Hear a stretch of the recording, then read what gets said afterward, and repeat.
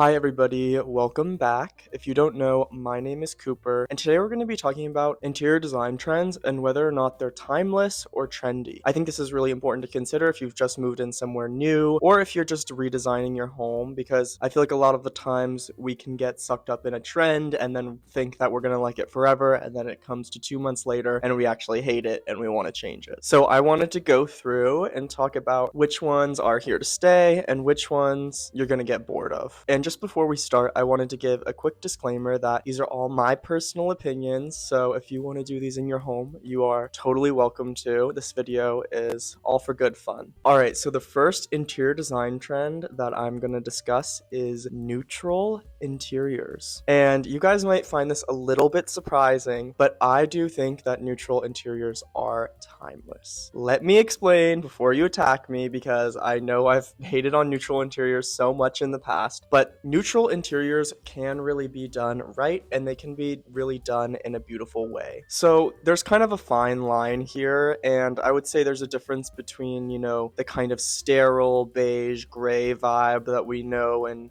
hopefully dislike, and a more properly designed space that has layers and textures and different elements that come together to make something feel cohesive and unique. So you might be asking, Cooper, if I like neutral interiors, how do I design a space that is going to be timeless and not just playing into the more neutral trend that's been around for the last 10 years or so? I think a lot of the times people will confuse the word safe with timeless by confusing something that's very simple with something that's going to stand the test of time. And that's just not the case, because there are plenty of simple designs and silhouettes in home design that are not timeless. Timeless is really something that's kind of defined by you and your personal style, but the way that I would define timeless is something that stands the test of time and incorporates elements from different time periods that create a more collected and worldly finish. I would say if you want to achieve a more timeless neutral style, don't go for the grays and the beiges and all that furniture that's produced now.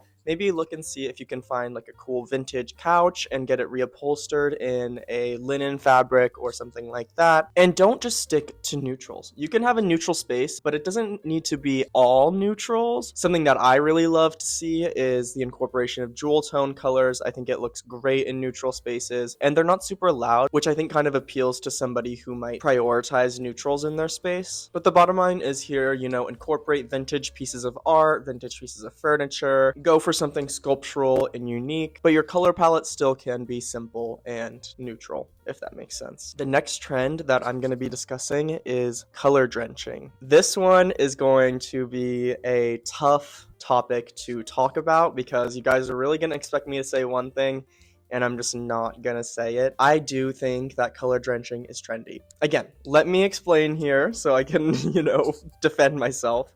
But I think that it is a trend. Do I love it? Yeah, I think it looks beautiful, and I think it can really enhance a space. But I would say that it's probably trendy and probably going to go out of style within the next couple years. I hate to say it because I do really like the trend. I feel like also maybe the more extreme ends of color drenching will be more likely to be trendy than timeless, because what I'm thinking about here is, for example, if you painted, I don't know, your kitchen like a nice warm yellow buttery color or something like that, and you painted the ceiling and you color drenched the whole room in that, I feel like that might stand the test of time a little bit more, just because it's more of a neutral color and it's not as loud. But I think if you're painting your walls and ceiling and trim all bright teal or something along the lines of that, it might be more likely to go out of style. The reason why I say this is because I don't know if it was in the 80s or 90s that this was really popular, but they would do wall-to-wall carpeting in a room and then paint the walls the same color as that, or do the wallpaper similar color to that and then put the wallpaper on the ceiling, or paint the ceiling the same color, so it would be all blue or all pink, pretty much color drenching or pattern drenching. But now when we see those spaces, I think people are more likely to renovate or switch things up a little bit because it's just a little bit too much, if that makes sense. And that's not to say that I don't like color drenching, because I do think it's really beautiful and I do think it can be done really well. But do I think it's timeless? I don't think so. The next thing I want to touch on is cabinetry hardware, just because I think it does fluctuate so much with trends, because it's something that's pretty easy to replace. And so I think we get a lot of trendy cabinet hardware going on in people's homes. So I want to talk about about, what's trendy and what's timeless when it comes to hardware. So I would say that the timeless finishes are going to be like a polished nickel, and unlacquered brass, unlacquered materials, things that age with time in more classic shapes. One company that does this really well, I believe, is Waterworks. They have a ton of really timeless hardware pieces that I think are all done really well. I would say more trendy things would be like matte black or this bright brass that we see a lot when it comes to Target furniture and Pottery Barn stuff. I don't know, they just kind of scream like ultra modern industrial to me, and they don't look that great in my personal opinion. I personally am a big hater on matte black hardware. I just feel like it never looks good. I really wish that it did, because I actually do have matte black hardware in my kitchen, but it never like looks nice. Or at least I haven't seen an application of it that I absolutely love. I also really want to talk about silhouettes here. You want to avoid anything geometric or super funky. I just find that these shapes are, for one, a lot of the time they're actually impractical, and then for two, they're just ugly and you'll probably only like them for a couple months. Obviously it's up to you, but with cabinetry hardware, it's like, do you really want to be replacing that often? Because it can get pretty expensive. The next thing that I wanted to talk about is curved furniture silhouettes. I think these are trendy. Sorry, I had to say it. But we haven't seen a consistent use of curved furniture without tying that space to a certain decade or a certain time. Like, I just feel like whenever I see curved furniture, it's either tied to, early 2010s or, 2020, super curved and pastel-y. And now it's kind of just tied to more 70s style silhouettes, which I don't hate. I actually really like vintage curved furniture, but I do think it's trendy. I don't think it's something that really stands the test of time in terms of its shape. Next is going to be floating shelves. I think that these are trendy, and I think this is pretty obvious. So when I say floating shelves here, let me just clarify. I do mean like in excess, like basically having a kitchen with no upper cabinetry and just floating shelves. It is a little bit more trendy. I don't know. I feel like I'm a little bit, in the middle here, because I think there are applications that are more timeless, but it's really hard because it's such a case by case basis.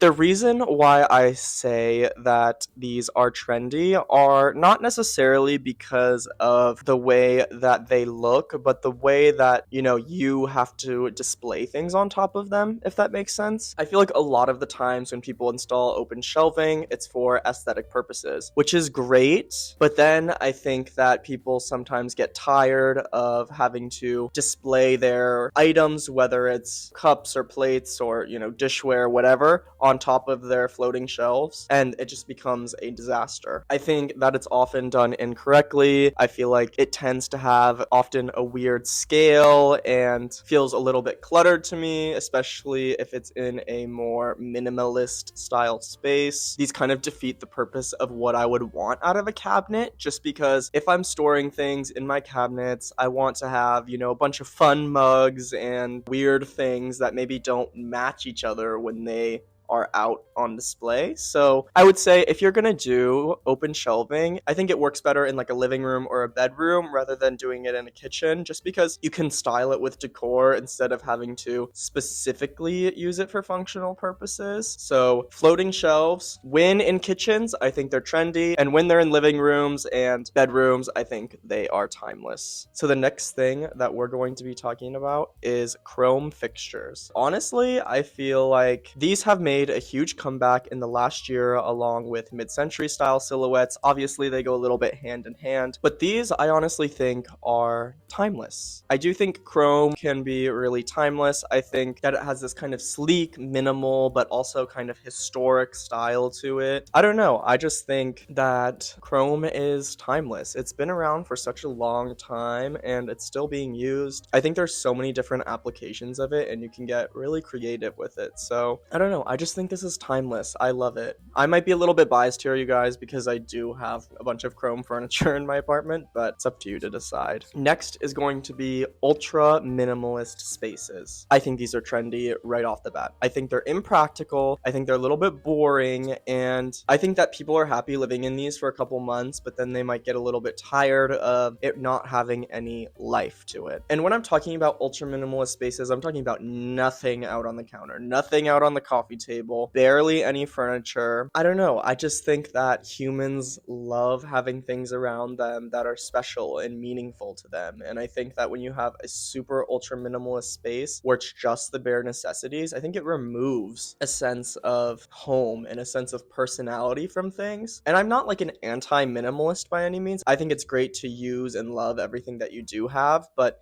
when it comes to these ultra minimalist people, it's just impractical and a lot of the times inconvenient. The next thing that I'm going to be talking about has become huge in the last year, and that's going to be checkered tiling. This has been done a ton in bathrooms and kitchens in the last year. I like this trend. I think it's really cute. I think it's a really adorable little application of a checkered pattern, but I think it's trendy. When it comes to tiling, I think it really does depend a lot on the material, because if you're using Zalige tiles, for example, it's going to look much more timeless than I think a porcelain tile. It just feels a little bit trendy to me, especially if it's done in a brighter color, because I've seen applications of checkered tiling in bathroom showers and stuff like that that are a dark brown with a dark red. I think that's a little bit more timeless than doing something like a black and white or red and white. Checkered tiling also just kind of reminds me of, I don't know, like a hot dog restaurant or something. I don't know why.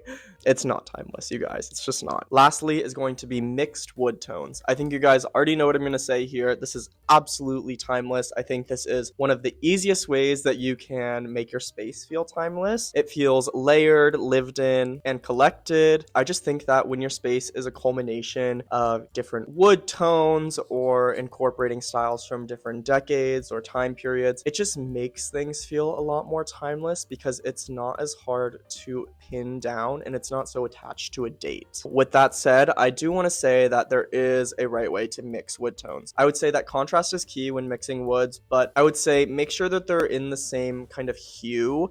Like, you don't want to have a bunch of super cold woods mixed in with warm woods. I don't know, it tends to look a little bit off, and if you're going to mix wood tones, I would use true wood tones rather than doing something like a bleached wood or, you know, like a super altered wood. I really love doing this in my own personal space, and honestly, I feel like it's great because if you do end up moving or something like that and you do have a change in flooring, then it doesn't matter because you already have mixed wood tones in your house. Like, if you moved into a house that has really warm toned oaky flooring and you are like a bleached oak lover, it might look a little bit off, you know what I'm saying? Rather than if you have those kind of floors and you incorporated that already into some of the furniture you have, it'll be a little bit easier to style your space and things will look a little bit more correct. Anyways, that is all that I have for you guys today. I hope you enjoyed the video, and as usual, you can find me on Instagram at Cooper Osinski Interiors, or you can visit my website, cooperosinski.com, to book a consultation with me and possibly become my client, because I would absolutely love that. I hope you guys are having a good Sunday or whatever day you're watching this, and yeah, bye!